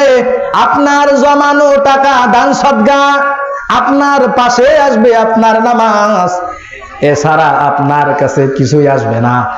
এজন্য অনুরোধ, পায়ে হাত রেখে বলে যাই, পায়ে হাত পা ধরে বলে যাই, অতীত জীবনে যত ভুল করেছেন সব বাদ দেন, আল্লাহর দিকে ফিরে আসেন। আল্লাহর দিকে ফিরে আসে ছাড়া বান্দার কোনো মুক্তি নাই। এজন্য আল্লাহর দিকে ফিরে আসবো তো ইনশাআল্লাহ। তাহলে 4 নাম্বার আমল, 4 নাম্বার করণীয় তিলাওয়াতুল কোরআন, কোরআনের তেলাওয়াত করব। আরেকটা সুযোগ, রমজানুল মুবারক মাস আসতেছে। যারা বাবা হয়েছেন, যারা দাদা হয়েছেন, নানা হয়েছেন, আপনারা যারা কোরআন শিখতে পারেন নাই, আপনারা আপনার সন্তান, আপনার নাতি নাতনিকে কোরআন শিখাবেন। পারবো তো ইনশাআল্লাহ? 4 নাম্বার আমল গেল। 5 নাম্বার আমল, যত হারাম আছে সকল হারাম বস্তু পরিহার করব। এই হাদিসটা বলে শেষ করবো ইনশাআল্লাহ, আমাদের মেহমান চলে আসছে। 5 নাম্বার আমল বলে শেষ করব। 5 নাম্বার আমল, যত হারাম কাজ আছে সমস্ত হারাম কাজ থেকে আমরা বেঁচে থাকবো ইনশাআল্লাহ। পারবো তো ইনশাআল্লাহ? বুখারী শরীফের 24048 নাম্বার একটা হাদিস, 58 নাম্বার একটা হাদিস বলে শেষ করব। এই হাদিসে আল্লাহর নবী বলেন, আনাবি হুরায়রা রাদিয়াল্লাহু তাআলা আনহু قال, আবু হুরায়রা রাদিয়াল্লাহু তাআলা আনহুর বর্ণনা, তিনি বলেন, মাইয়াখুযু আন্নি হাউলাইল কালিমাত ফায়ামালু বিহিন্না আও ইউআল্লিমু মান ইয়ামালু বিহিন্না। আল্লাহর নবী বলেন, আবু হুরায়রা, তোমাকে একটা নসিহত করে যাই, কে এমন আছে আমার কাছ থেকে 5টা কালিমা শিখবে, নিজে আমল করবে, আরেকজনকে শিখাবে, সেও আমল করবে। আবু হুরায়রা রাদিয়াল্লাহু তাআলা আনহু বলেন, ফাআখযা বিয়াদি ফাআদ্দা ফিহা খামসান। আল্লাহর নবী এইভাবে আমার হাতটা ধরলেন, হাতটা ধরার পর আল্লাহর রাসূল আমাকে গুনে গুনে 5টা নসিহত করলেন। কয়টা নসিহত? সকলে বলেন কয়টা নসিহত? এই 5টা নসিহত আল্লাহর রাসূল আবু হুরায়রা রাদিয়াল্লাহু তাআলা আনহুকে করেছিলেন। আল্লাহর রাসূলের হাদিসটা আপনাদেরকে আমি শুনাইতেছি, আপনারা যারা শুনতেছেন আপনারা আমল করবেন তো? করবেন ইনশাআল্লাহ। 5টা কথা বলে শেষ। আল্লাহর নবী বলেন, 1 নাম্বার, ইত্তাকিল মাহারিমা তাকুন আবাদান নাস। তুমি যত হারাম বস্তু আছে সকল হারাম বস্তু পরিত্যাগ করবা, হারাম বস্তু পরিত্যাগ করবা, ত্যাগ করবা। আবাদান নাস, তুমি সবচাইতে বড় আবেদ হয়ে যাইবা। সুবহানাল্লাহ। সবচাইতে বড় ইবাদত গুজার যদি আমরা হতে চাই, 1 নাম্বার আমল, যত হারাম কাজ আছে সকল হারাম কাজ বর্জন করতে হবে। পারবো তো ইনশাআল্লাহ? শেষ কথা বলে যাই, বলেন তো সুদ খাওয়া হালাল না হারাম? সকলেই বলেন হালাল না হারাম? আরো জোরে বলেন হালাল না হারাম? সুদের ব্যবসা আমাদের সমাজে আছে না নাই? আহা, যারা সুদ খায় এদের কারণে এলাকায় আল্লাহর আযাব আসে। কি আসে? যারা সুদ খায় এদের কারণে আল্লাহর আযাব এলাকায় চলে আসে। তো যাদের কারণে এলাকায় আযাব আসে এমন বেহায়াদেরকে তো এলাকায় রাখাও উচিত না। যার কারণে এলাকায় আল্লাহর পক্ষ থেকে আযাব আসে এমন বেহায়াদেরকে তো এলাকায় রাখাও দরকার না, উচিত না। ঠিক কি বলেন আপনারা? বলেন, কি বলেন আপনারা? ঠিক কিনা? যার কারণে আল্লাহর আযাব আসে এলাকায়, এই সমস্ত সুদখোররা এলাকায় থাকবে, এটা বলা বাহুল্য, বলা যায় না। সুদের কথা কইলে তো অনেকে বেজার হয়ে যাবে না? হে, সুদ কত বড় ভয়ঙ্কর। আল্লাহর রাসূল বলেছেন, আইয়ান কিহার রাজুল উম্মাহ, যারা সুদ খায় এরা মায়ের সাথে জিনা করে। নাউজুবিল্লাহ। তো যারা এই কথা শোনার পরেও সুদ খায়, এর মতো বেহায়া, এর মতো নির্লজ্জ আল্লাহর জমিনে আর একটাও থাকতে পারে না। কি বলেন আপনারা? এই কথা যারা শুনে যে আমি সুদ খাই, আরে সুদ খাওয়া মানে তো মায়ের সাথে জিনা করা, এই কথা শোনার পরেও যে বেহায়া সুদ খায়, এর মতো বেহায়া, এর মতো নির্লজ্জ আল্লাহর জমিনে আর একটাও থাকতে পারে না। তাহলে বলেন তো সুদ খাওয়া হালাল না হারাম? যদি ইবাদত গুজার আবেদ হতে চান, সমস্ত হারাম কাজ বর্জন করা লাগবে। আবার বলেন তো ঘুষ খাওয়া হালাল না হারাম? বলেন হালাল না হারাম? ঘুষ খাওয়া হারাম। ইহুদিদের একটা স্বভাব ছিল কি জানেন? ইহুদিদের কাছে কেউ কোনো সমাধান চাইতে আসলে এরা কিছু মাল দাও, কিছু মাল দাও, মাল ছাড়া সমাধান হবে না। এর বিরোধিতা করতে গিয়ে আল্লাহ তাআলা আয়াত নাযিল করেছেন, সাম্মাউনা লিল কাযিব আকালুনা লিস-সুহত। এরা মিথ্যা কথা শুনতে বড় পছন্দ করে, এরা ঘুষ খাইতে বড় পছন্দ করে। এই ঘুষ। তাহলে বলেন ঘুষ খাওয়া হালাল না হারাম? এটা জেনা ব্যভিচার হালাল না হারাম? মিথ্যা কথা বলা হালাল না হারাম? গান বাজনা শোনা হালাল না হারাম? গান বাজনার আয়োজন করা হালাল না হারাম? যদি আপনি আমি আল্লাহর আবেদ ইবাদত গুজার বান্দা হতে চাই, সমস্ত হারাম কাজ বর্জন করা লাগবে। পারবো তো ইনশাআল্লাহ? 2 নাম্বার নসিহত করলেন, ওয়া আহসিন ইলা জারিকা ওয়ারদা বিমা কাসামাল্লাহু লাক তাকুন আগনান নাস। 2 নাম্বার বললেন আল্লাহ রাসূল যে তুমি সবচেয়ে বড় ধনী হইতে চাও, তো ধনী হওয়ার আমল আল্লাহ রাসূল বলে দিলেন, আল্লাহ তোমাকে যতটুকু দিয়েছেন এর উপরে সন্তুষ্ট থাকো, তোমার চেয়ে ধনী আর কেউ নেই। সুবহানাল্লাহ বলবেন না? আপনার কাছে 1 লক্ষ টাকা আছে, আপনি মনে করেন আল্লাহ আমাকে যেটা দিয়েছে এই সন্তুষ্ট, আলহামদুলিল্লাহ, আপনার চেয়ে ধনী আর কেউ নাই। আর একজন লক্ষ লক্ষ টাকা হওয়ার পরেও টাকা চায়, খালি টাকা চায়, এর মতো গরিব, এর মতো হতদরিদ্র আর নাই। এই 2 নাম্বার। 3 নাম্বার আল্লাহ রাসূল বলেন, ওয়া আহসিন ইলা জারিকা তাকুন মুমিন। তুমি যদি মুমিন হইতে চাও তাহলে তোমার প্রতিবেশীর সাথে ভালো আচরণ করো। আমাদের প্রতিবেশীর সাথে এখন ভালো আচরণ নাই, ভাইয়ের সাথে ভাইয়ের বনে না, আর প্রতিবেশীর সাথে তো দূরের কথা। 3 নাম্বার আল্লাহ রাসূল বললেন। 4 নাম্বার আল্লাহ রাসূল বললেন, তুমি কি মুসলমান হতে চাও, ওয়া আহিব্বা লিন-নাসি মা তুহিব্বু লিনাফসিক, তুমি নিজের জন্য যা পছন্দ করো আরেক মুমিন মুসলমান ভাইয়ের জন্য তাই পছন্দ করো, তুমি মুসলমান হইবা। 5 নাম্বার নসিহত করলেন, ওয়ালা তুকসিরিদ দাহিকা ফাইন্না কাসরাতিদ দাহিকা তুমিতুল কলব, তুমি কম হাসো বেশি কাঁদো, বেশি কাঁদো কম হাসো, কারণ বেশি হাসার কারণে মুমিনের অন্তর কলব মরে যায়। তাহলে আমরা আল্লাহর কাছে বেশি বেশি কাঁদবো। রমাদান মাস আসতেছে, কাদার মাস, রহমত, বরকত, নাজাতের মাস, কল্যাণের মাস, কোরআন নাজিলের মাস। এই মাসটা যেন এমন ভাবে আমরা কাটাতে পারি যেন মাসের শেষে আল্লাহ আমাদের জীবনে কোনো গুনাহ না রাখে। পারবো ইনশাআল্লাহ? তাহলে সবাই আমার সাথে একটু ওয়াদা করেন, সবাই রোজা রাখবো ইনশাআল্লাহ। সবাই হাত তুলে ইনশাআল্লাহ, সবাই রোজা রাখবো ইনশাআল্লাহ। 20 রাকাত তারাবি জামাতের সাথে পড়বো ইনশাআল্লাহ, কোরআন তেলাওয়াত করবো ইনশাআল্লাহ। যদি না পারি কম পক্ষ হইলো 4টা সূরা ইমাম সাহেবের কাছে সহি সিদ্ধ করবো, পারবো ইনশাআল্লাহ। আল্লাহ তাআলা আমাদের সকলকে কথাগুলোর উপর আগে আমাকে আমল করার, এরপর আপনাদেরকে আমল করার তৌফিক দান করুন। আর আমার কথার মধ্যে কেউ কষ্ট পেয়ে দেখলে মাফ করে দেন। এলাকার সকলে আমার কি ছিলেন, চেনেন না আপনারা? আমারই এলাকার লোক সবাই, যার আপনারা আমার জন্য দোয়া করবেন।